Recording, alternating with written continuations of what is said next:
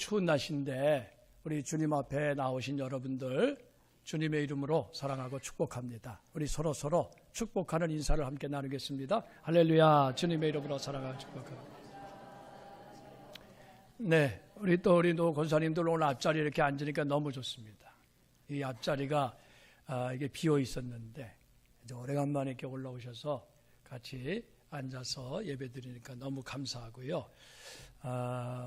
이 자리가 꽉 찬 게 좋습니다. 이 앞자리도 조금 비어 있는데 여기도 좀 이렇게 올라오시면 좋을 것 같습니다. 자,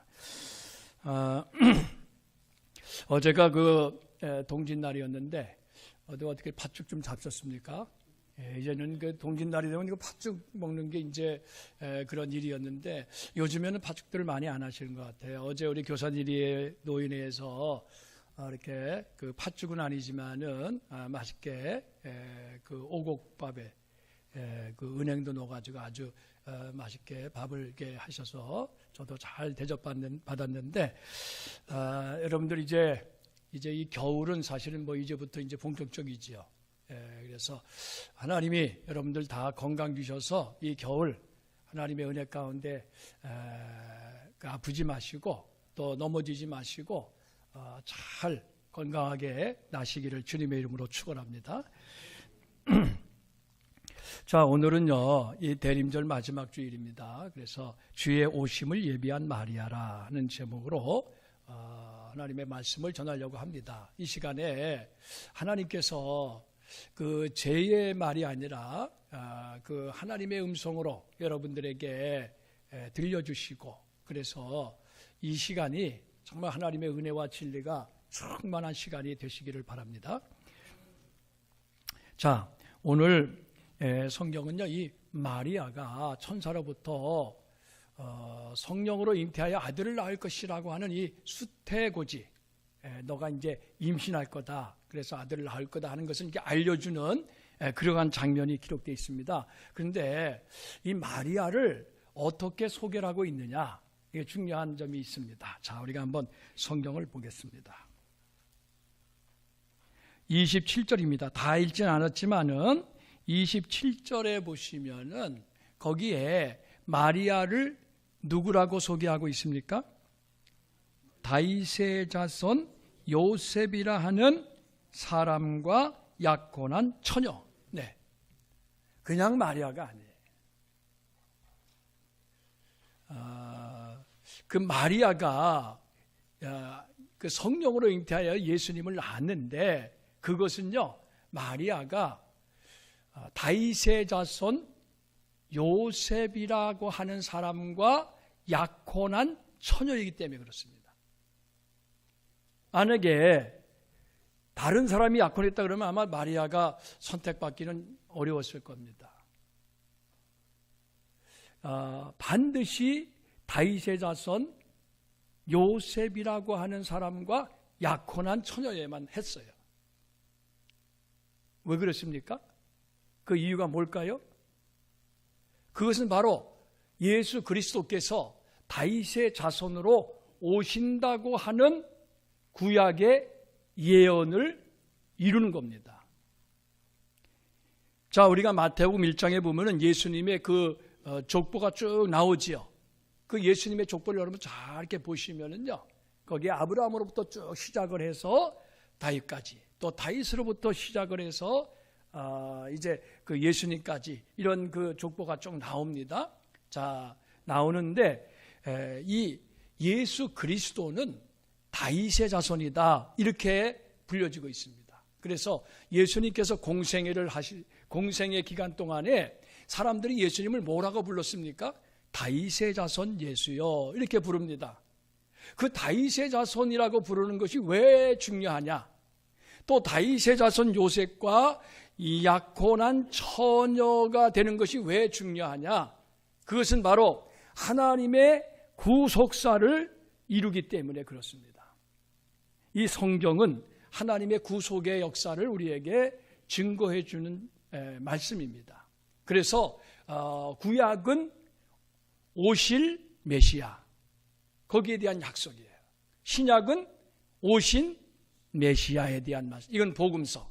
그 다음에 그 뒤에 나오는 말씀들과 요한계시록은 다시 오실 예수 그리스도에 대한 약속입니다. 자, 그렇기 때문에 이 마리아라고 하는 이 처녀는요, 그냥 택함을 받은 게 아니라 다윗의 자손 요셉과 약혼을 했기 때문에 그가 선택을 받은 겁니다. 그런 의미에서 보면은 참 결혼을 잘해야 된다 하는 것도 알 수가 있어요. 뭐 우리가 이제 흔히 남자 잘 만나야 된다 이렇게 얘기하는데 성경적으로 보면은 맞는 얘기입니다. 왜냐하면 하나님의 언약이라고 하는 것이 이것이 있기 때문에, 그리고 그 언약의 계승자라고 하는 것이 중요하기 때문에 그렇습니다. 그래서 우리가 이사야 이 선지자가요, 예수님보다 500년 전에 산 사람인데 이분이 이 메시아가 처녀의 몸을 통해서 올 것이라고 하는 것을 이미 예언을 했습니다. 그래서 이사야 7장 14절에 보면은 이렇게 말씀했어요. 주께서 친히 징조를 너에게 주실 것이라. 보라, 처녀가 잉태하여 아들을 낳을 것이요 그의 이름을 임마누엘이라 하리라. 그런데 그것이 이제 예수님의 탄생을 통해서 성취가 된 것이지요. 뿐만이 아니라 창세기 3장 15절 말씀에 보면은 하나님이 선악과를 따먹도록 하와를 유혹한 뱀을 저주하시면서 이러한 말씀을 하셨습니다. 내가 너로 여자와 원수가 되게 하고 내 후손 다 여자의 후손과 원수가 되게 하리니 여자의 후손이 내 머리를 상하게 할 것이요 너는 그의 발꿈치를 상하게 할 것이라. 여기서 말하는 여자의 후손은 누굽니까? 예수님을 말하는 거예요. 성경에는 남자의 후손만 있지, 이 세상에는 남자의 후손이 있지 여자의 후손은 없습니다. 이게 이제 보통 우리가 이제 세상에서 말하는 그러한 가계라고 하는 거예요. 요즘에는 이제 좀 의미가 바뀌었지만은 호주 제도가 있고 장자 상속권이 있지 않습니까? 이제 그런 것들이 다 이제 어떤 이 가문을 잇는다고 하는, 혈통을 잇는다고 하는 것과 관계가 있는데, 그런데 이 여자의 후손 예수님, 유일하게 여자의 후손이신 예수님께서 그 뱀의 머리를 상하게 할 것이, 뱀의 머리를 상하게 할 것이라고 하는 것은 그 사탄의 그 권세를 예수님께서 물리치실 것이다 하는 것을 예언하는 말씀이죠. 자, 그래서 이 마리아라고 하는 이 여인은 하나님의 그 구속의 그 역사, 하나님의 그 언약을 성취하는 그러한 가운데서 그가 이제 살고 있었던 겁니다. 자기도 몰랐지요. 그걸 몰랐지만은 이미 하나님의 구원의 역사는 흘러가고 있었던 겁니다. 그렇게. 자, 그러면은 대체 마리아가 어떠한 사람이었길래 이렇게 중차대한 중요한 이 역할을 부여받았느냐. 사실 그때 당시에 처녀가 얼마나 많이 있었겠습니까? 그때 당시에 약혼한 사람이 얼마나 많이 있었겠어요? 이 세상에 수많은 사람들이 있었는데 그 중에서 이 마리아는 선택받은 여인입니다. 그렇다면 그 선택받은 이유가 있지 않겠습니까? 그 이유가 과연 뭘까? 제가 오늘 말씀드리고자 하는 것이 바로 그겁니다. 세 가지 이유. 첫 번째 이유는 뭡니까? 마리아는 어떤 사람이라고 그랬습니까? 은혜를 받은 사람이다. 은혜를 받은 사람. 자, 우리가 성경을 한번 같이 읽겠습니다. 28절 말씀입니다. 누가복음 1장 28절 말씀 다 같이 함께 봉독합니다. 그에게 들어가 이르되 은혜를 받은 자여 평안할지어다. 주께서 너와 함께 하시도다 하니 아멘. 은혜를 받은 자여, 그렇게 불렀습니다. 이 마리아는 하나님의 은혜를 받은 사람이었다는 얘기예요. 자, 그것을 그 뒤에 29절에 보면은 천사가 그 말을 하니까 마리아가 깜짝 놀랐습니다. 그래서 대체 이런 인사가 어찌됨인가 하고 생각을 하는데 천사가 또 이렇게 말합니다. 30절 말씀 우리 함께 같이 읽겠습니다. 천사가 이르되 마리아여 두려워하지 말라. 내가 하나님께 은혜를 입었느니라. 아멘. 이 하나님의 은혜를 받았다, 하나님의 은혜를 입었다, 이렇게 계속해서 말씀을 하고 있어요.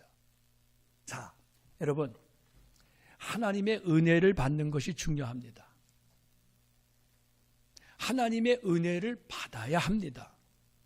우리 예수 믿는 성도들은요, 자기 열심으로, 자기 노력으로, 자기 어떤 지혜로 신앙생활 하는 것이 아닙니다. 하나님의 은혜를 받아서 하는 겁니다. 저와 여러분들이요, 하나님의 은혜를 받아야, 그래야 우리가 하나님을 바로 섬길 수가 있어요.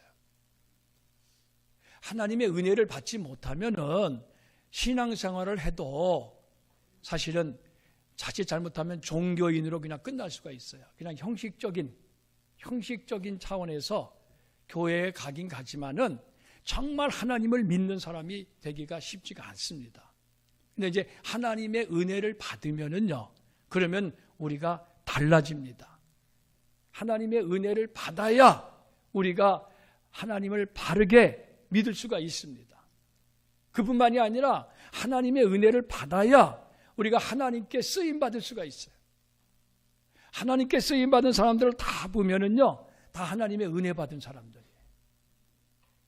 은혜 받지 않고 그냥 모태신앙이기 때문에 이렇게 어떻게 교회 안에서 자라다가 신앙생활 하는 사람들도 있잖아요. 은혜 받지 못하고. 그거는 정말 하나님께 쓰임받기가 쉽지가 않습니다. 여러분, 다 하나님의 은혜를 많이 받으시기를 바랍니다. 그래서 마리아처럼 여러분도 하나님께 쓰임받게 되시기를 주님의 이름으로 축원합니다. 자, 그런데 하나님의 은혜는 정말 귀한데, 하나님의 은혜 중에 가장 큰 은혜가 어떤 은혜일까? 여러 가지로 말할 수가 있겠지만은 오늘 성경은 우리에게 분명히 이렇게 증거해 주시고 있습니다. 자, 우리가 다시 한번 성경을 보겠습니다. 자, 28절입니다. 아까 읽었습니다만은 그 28절에 보시면은요, 이렇게 말했습니다. 그에게 들어가 이르되 은혜를 받은 자여 평안할지어다. 주께서 너와 함께 하시도다. 바로 이 점입니다. 주께서 너와 함께 하시도다. 네. 이 말은 무슨 말입니까? 우리가 보통 임마누엘이라고 하죠. 하나님이 우리와 함께 하신다. 임마누엘. 이 하나님이 나와 함께 하시는 것, 이것이 바로 은혜 중에서도 가장 큰 은혜입니다.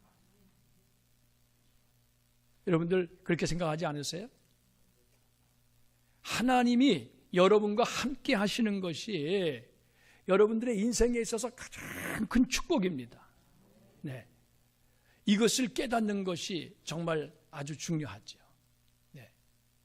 인생길이라고 하는 것은 혼자 가는 것보다는 함께 가는 것이 이것이 참 이게 행복한 거 아닙니까? 그런데 여러분, 누구와 함께 가느냐, 이게 중요하죠. 누구와 함께 가느냐. 우리가 좋은 사람과 함께 인생길을 걸어가는 것도 정말 인생의 큰 축복입니다. 그렇지만은 가장 큰 축복은요, 하나님과 함께 하는 거예요. 네. 여러분, 우리는 하나님과 함께 하고 싶어도 하나님이 여러분과 함께 해 주셔야, 그래야 함께 하는 거 아닙니까? 그렇죠? 동행이라고 하는 것은 그렇지 않습니까? 서로 뜻이 맞아야지요. 뜻이 맞지 않으면은 함께 가다가도 그냥 나눠지는 거잖아요. 하나님이 너와 함께 하신다, 이렇게 말씀했는데 그 얘기는 뭡니까? 이 마리아는 하나님이 함께 할 수 있는 그러한 삶을 살고 있었다는 거예요. 그건 뭡니까? 하나님이 보실 때에 그 마리아의 그 믿음이 하나님이 인정할 만한 그러한 믿음이었다는 겁니다. 그때 당시에 마리아의 나이가 그렇게 많지 않았습니다. 10대. 약혼은 그때 보통 10대 하니까. 그러니까 요즘으로 얘기하면 아마 고등학생 정도 되지 않았을까, 이렇게 생각이 됩니다. 아주 젊은 나이예요. 그렇지만은 이 마리아는 정말 하나님이 함께하는 그러한 삶을 살고 있었던 거예요. 여러분, 이거 쉬운 일이 아니지 않습니까? 그렇게 어려서부터 경건하고 그리고 정말 하나님을 섬기는데 진심을 다했다는 것을 알 수가 있습니다. 그러니까 하나님이 함께 하시는 거죠. 여러분도 하나님이 함께 하시는 삶이 되시기를 바랍니다. 그런데 여러분, 하나님이 함께 하고 싶으셔도요, 함께 하지 못하는 사람도 있어요. 하나님이 함께 하실 수 없는 사람들이 있어요. 그런 사람들이 어떤 사람입니까? 하나님의 말씀을 순종하지 않고 자기 뜻대로 세상의 욕심대로 세상과 짝하면서 죄짓고 그렇게 살아가는 사람은 하나님이 함께 하시고 싶어도 함께 하실 수가 없는 거예요. 그렇기 때문에 우리가 하나님이 함께하는 삶을 살려면은 우리 자신을 먼저 깨끗하게 해야 됩니다. 깨끗하게 해야 돼요. 그것이 바로 뭡니까? 죄를 회개하는 거예요. 죄를 회개해야 돼요. 날마다 여러분 세수하잖아요. 어디 나갔다 오시면은 손발을 닦잖아요. 그렇게 하지 않으면은 때가 끼고 지저분해집니다. 우리가 날마다 죄를 회개하지 않으면은 우리의 마음이 더러워집니다. 어쩔 수 없어요. 우리의 생각, 우리의 말, 행동, 이것이 정말 하나님이 기뻐하시는 삶을 살아야 되는데 이 육신의 이 정욕이라고 하는 것이 있기 때문에 그렇게 하지 못할 때가 너무나도 많이 있습니다. 하루에도 우리는 수십 번, 수백 번씩 죄를 짓지요. 그렇기 때문에 날마다 하나님 앞에 죄를 회개하고 우리가 죄 사함을 받아야 그래야 깨끗해질 수 있고요. 그러면은 하나님이 함께 하실 수가 있습니다. 여러분들이 하나님의 은혜를 구하시고 하나님의 도우심을 구한다 할지라도 여러분 자신이 깨끗하지 못한 상태에서는 그거는 사실은 그냥 주문해 오는 것과 마찬가지예요. 아무 소용이 없어요. 먼저 여러분 자신을 정결하게 하시기를 바랍니다. 우리가 이 마리아가 주의 오심을 예비했는데 자기를 깨끗하게 하고 우리 주님을 맞을 준비를 하는 거죠.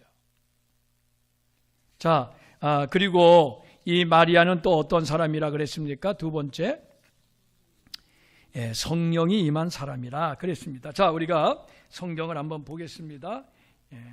35절입니다. 다 같이 함께 읽겠습니다.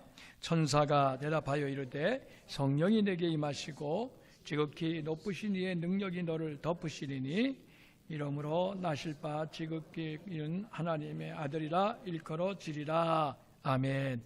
성령이 내게 임하시고 하나님의 지극히 높으신 이의 능력이 너를 덮으신다. 이 마리아가요, 예수님을 잉태하고 그리고 예수님을 낳은 사람이 됐는데 그것은 바로 이 성령의 역사입니다. 성령의 역사예요.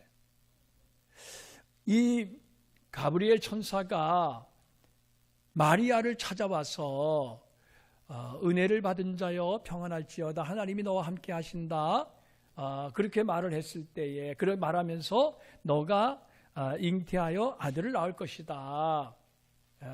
그 아들이 이 세상을 구원할 구원자가 될 거다. 이렇게 이제 말을 했잖아요. 그런데 그때에 이 마리아는 뭐라고 대답했습니까? 아니 내가 남자를 알지 못하는데, 다시 말해서 나는 아직까지 결혼하지 않았고 함께 살지 않는데 어떻게 아이를 낳을 수가 있습니까? 뭐 지극히 당연한 물음이지요. 그럴 때에 이 천사가 뭐라 그랬습니까?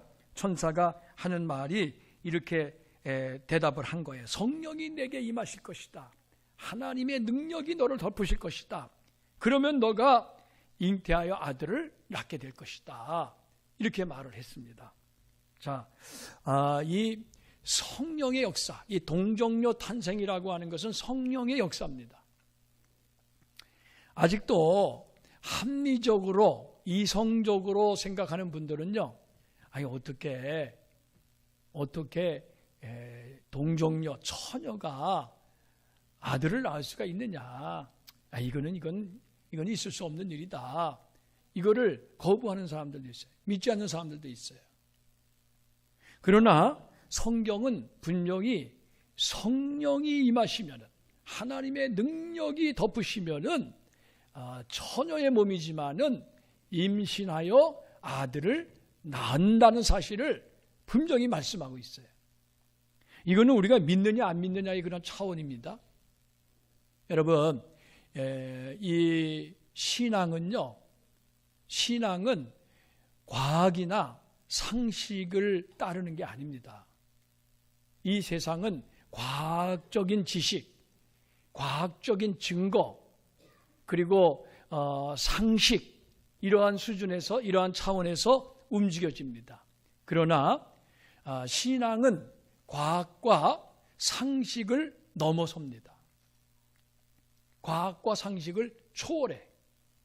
왜냐? 하나님을 믿는 거니까. 우리가 믿는 하나님은요, 과학의 하나님이 아닙니다. 물론 이제 과학을 통해서 하나님의 그 비밀을 밝힐 수는 있죠. 그러나 그 과학이라고 하는 것이 아무리 발달한다 할지라도 그것이 하나님을 다 알 수는 없는 거 아니겠습니까?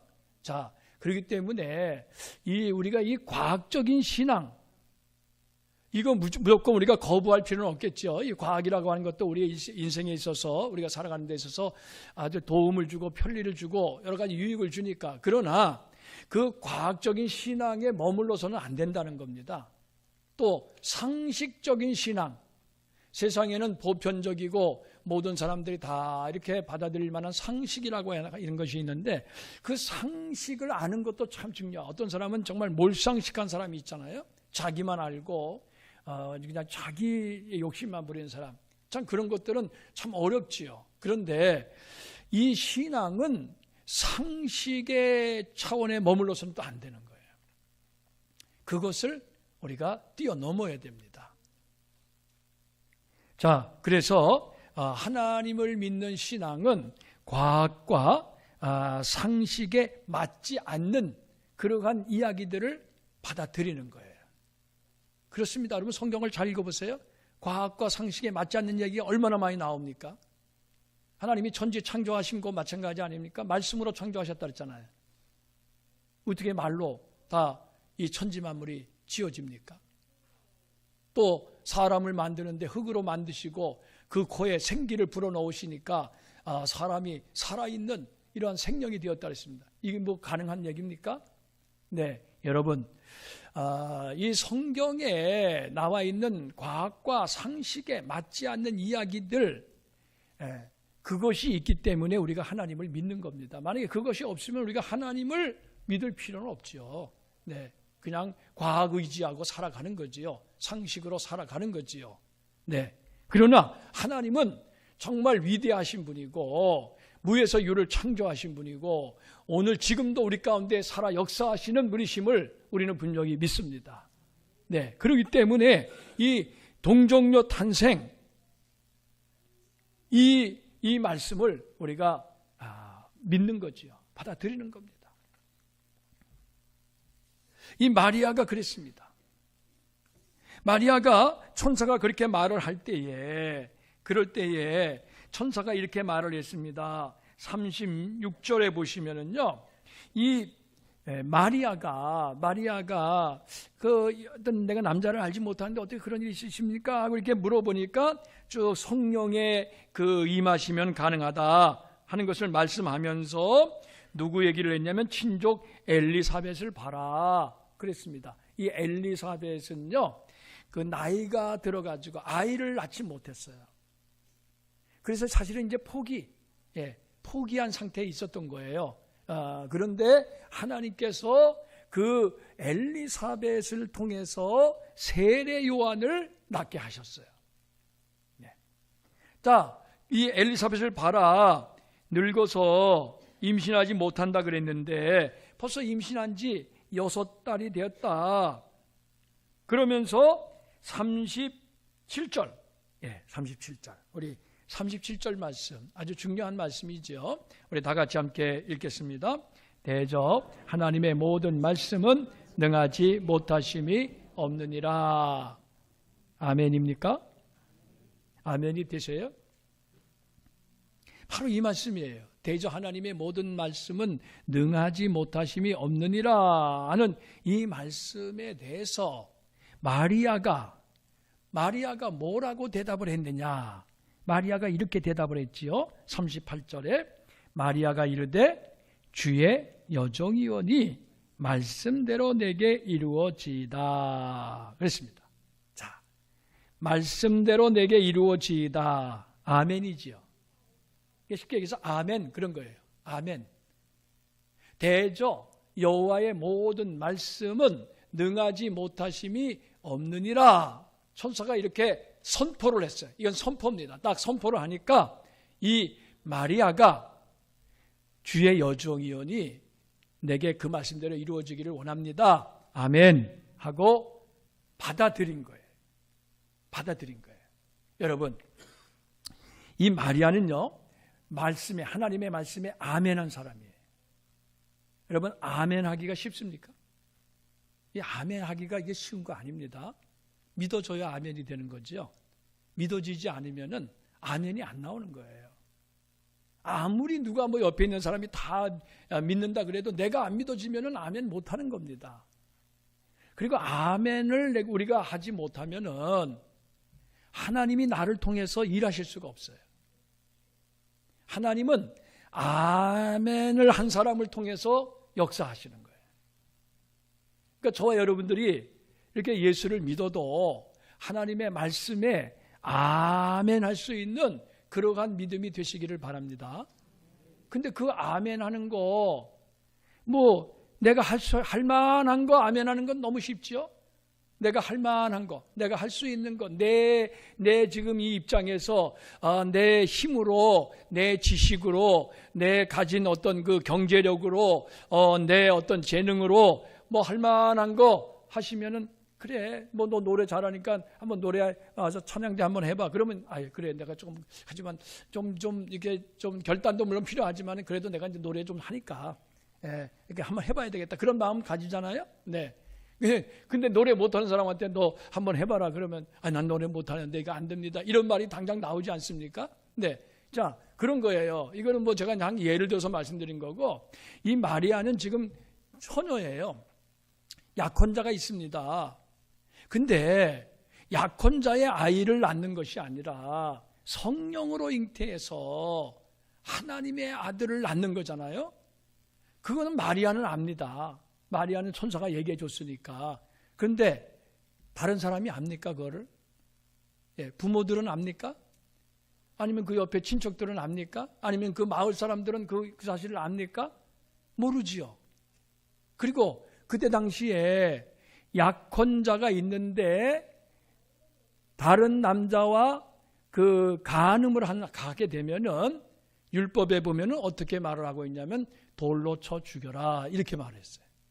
아주 그 간음이라고 하는 것은 이 율법에서는 아주 엄격하게 단죄하고 있어요.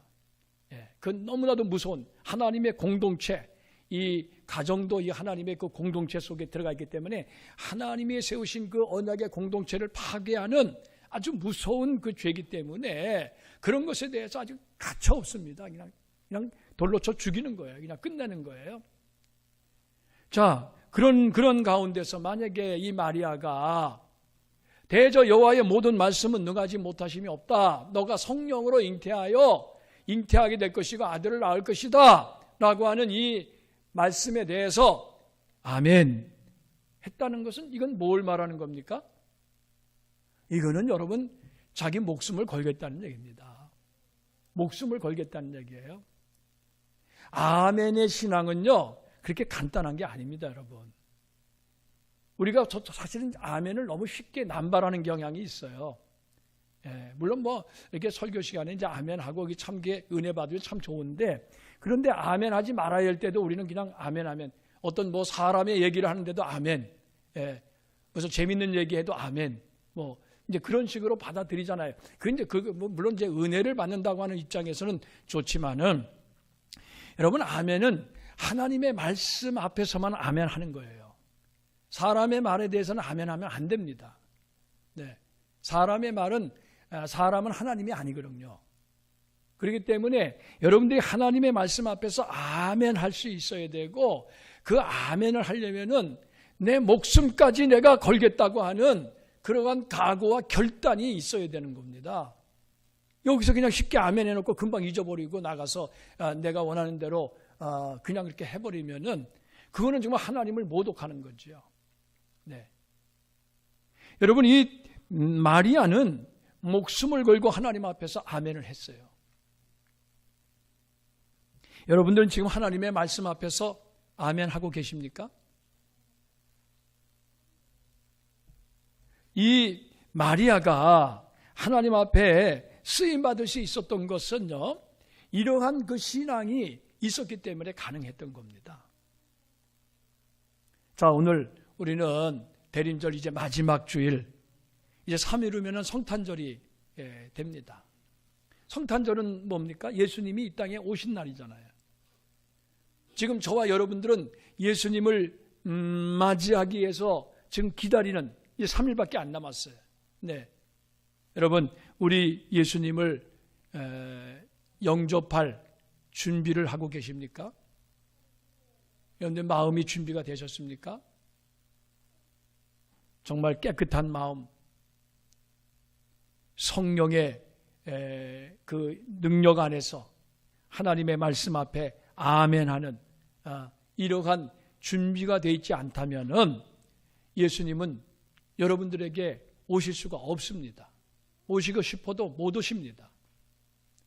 그냥 성탄절은 지나지만은 여러분들은 그냥 예수님과 무관한 그러한 삶을 살아갈 수밖에 없는 거예요. 오늘 마리아처럼 하나님의 은혜를 받고 성령의 능력을 힘입고 말씀 앞에서 아멘 함으로써 이 땅에 오시는 예수 그리스도를 영접할 수 있는 그러한 참된 기쁨과 축복이 저와 여러분들에게 있으시기를 주님의 이름으로 축원합니다. 기도하겠습니다. 오늘 주신 말씀을 우리가 묵상하면서 함께 기도합니다. 마리아는 주의 오심을 예비하여 예수님의 어머니라고 하는 성모 마리아로 추앙받고 정말 사람이 누릴 수 있는 그 큰 영광을 얻게 하셨습니다. 오늘 이 시간 나온 저희들도 주님의 오심을 준비함으로 우리 하나님의 구원의 역사에 아름답고 존귀하게 쓰임받는 하나님의 귀한 일꾼들이 다 되게 하여 주시옵소서. 예수 그리스도의 이름으로 기도하옵나이다. 아멘.